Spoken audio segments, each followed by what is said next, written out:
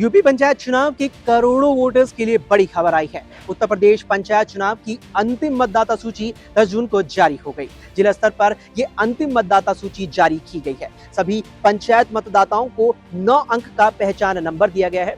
दावे या आपत्तियों के निस्तारण और सत्यापन के बाद अंतिम मतदाता सूची जारी की गई है।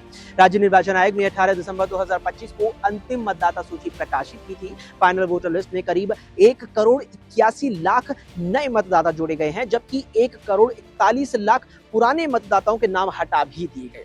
पंचायत चुनाव मतदाता सूची में करीब 40 लाख 19 हजार वोटर्स की बढ़ोतरी हुई है। अंतिम मतदाता सूची जारी होने के बाद पंचायत चुनाव गतिविधियां तेज भी हो सकती हैं। हालांकि कई जिलों में मतदाता सूची के डाउनलोडिंग में समस्या आ रही है। तकनीकी खामी के चलते मतदाता सूची डाउनलोड करने में समस्या आ रही है, जिसे जल्द ही सही भी कर लिया जाएगा।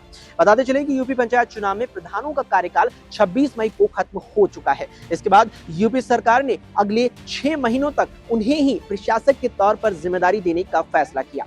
यूपी पंचायत चुनाव वक्त पर न हो पाने के कारण ये फैसला लिया गया।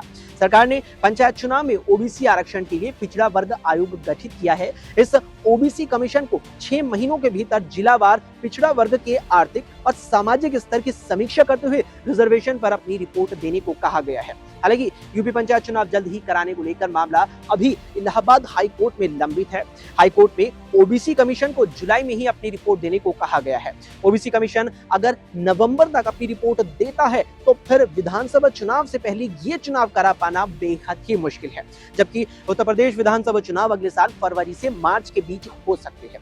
वहीं राजनीतिक दलों को आशंका रहती है कि अगर विधानसभा चुनाव के पहले पंचायत चुनाव कराए जाते हैं तो इससे संगठन और पार्टी की चुनावी तैयारियों को बड़ा नुकसान हो सकता है।